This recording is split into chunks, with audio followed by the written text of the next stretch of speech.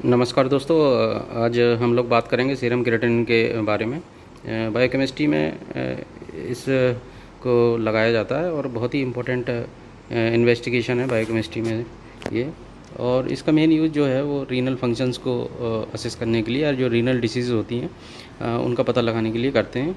और इसमें जो मेथड यूज़ होता है उसको अल्कलाइन पिक्रेट मेथड बोलते हैं। तो आज हम इसके बारे में जानेंगे। तो मैं डॉक्टर एस के सूत्रकार, डिपार्टमेंट ऑफ पैथोलॉजी।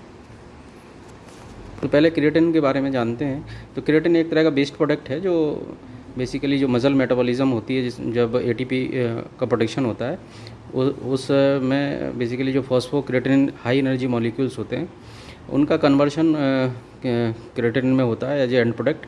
और तो जो पर्सन्स जिनमें ज़्यादा बॉडी मास होता है उनमें ज़्यादा क्रिएटिनिन एक्चुअली बनता है।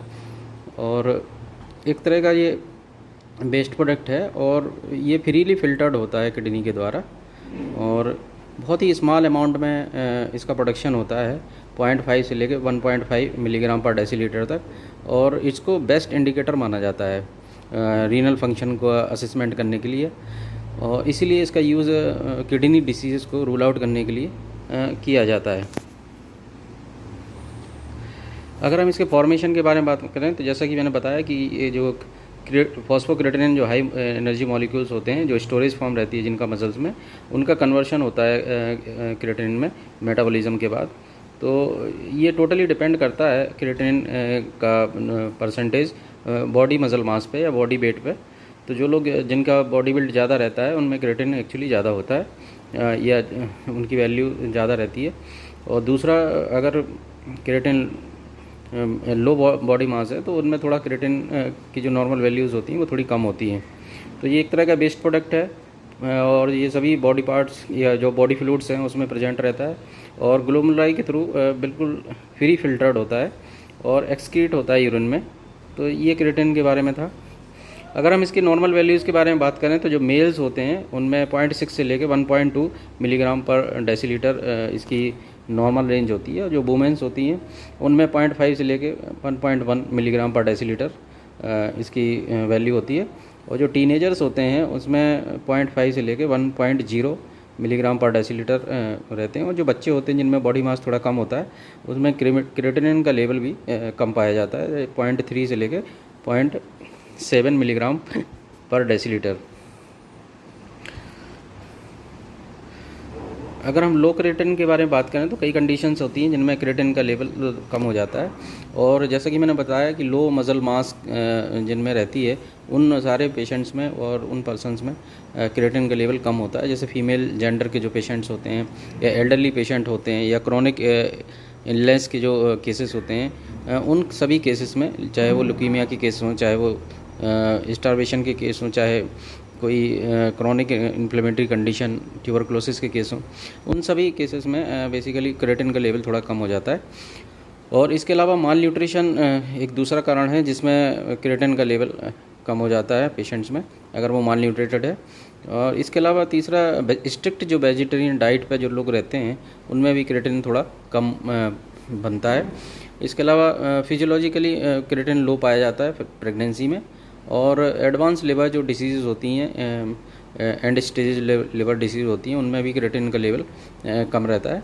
इसके अलावा फ्लूइड ओवरलोड की जो कंडीशंस होती हैं जिनमें काफ़ी मात्रा में फ्लूइड एक्यूमुलेट हो जाता है बॉडी में, उन सभी में भी क्रिएटिनिन का लेवल कम हो जाता है। अगर हम हाई क्रिएटिनिन के बारे में बात करें तो जैसा कि मैंने बताया कि जो हाई क्रिएटिनिन बेसिकली जो किडनी डिसीज़ हैं या किडनी का जब फंक्शन इम्पेयर्ड हो जाता है या डिक्रीज्ड हो जाता है तो उन कंडीशंस में क्रिएटिनिन का लेवल काफ़ी ब्लड में बढ़ जाता है।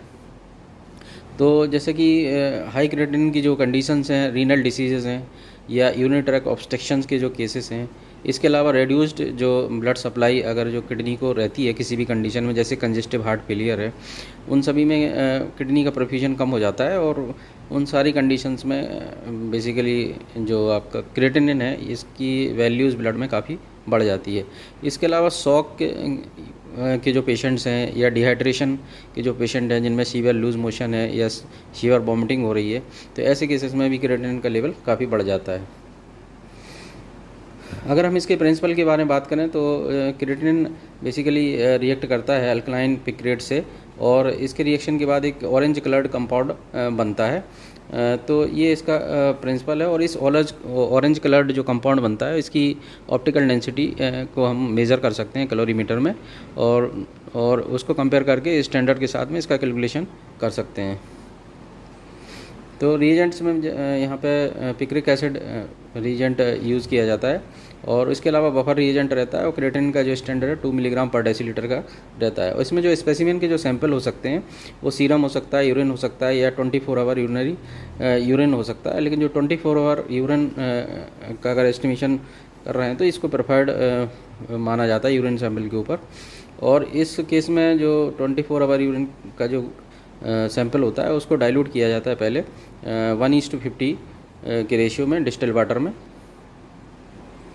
तो अगर प्रोसीजर के बारे में बात करें तो पहला इसमें जो स्टेप होता है वो डीप्रोटोनाइजेशन का होता है, यानी प्रोटीन को बाहर करने का जो प्रोसेस है उसको डीप्रोटोनाइजेशन बोलते हैं।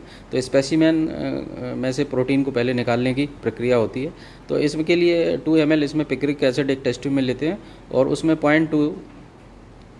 200 माइक्रोलीटर या 0.2 ml जो सैंपल है उसको लिया जाता है, और इनको अच्छी तरह से मिक्स करके इस सॉल्यूशन को सेंट्रीफ्यूज किया जाता है 2500 से लेकर 3000 RPM पे, और जो इसका सुपरनेंट होता है उसको सेपरेट कर लिया जाता है, और उसी से क्रिएटिनिन का टेस्ट लगाते हैं। तो क्रिएटिनिन का टेस्ट लगाने के लिए 3 टेस्ट ट्यूब ली जाती हैं। एक तो ब्लैंक रहता है टेस्ट ट्यूब, दूसरा स्टैंडर्ड टेस्ट ट्यूब रहती है, और तीसरा टेस्ट के लिए एक टेस्ट ट्यूब होती है।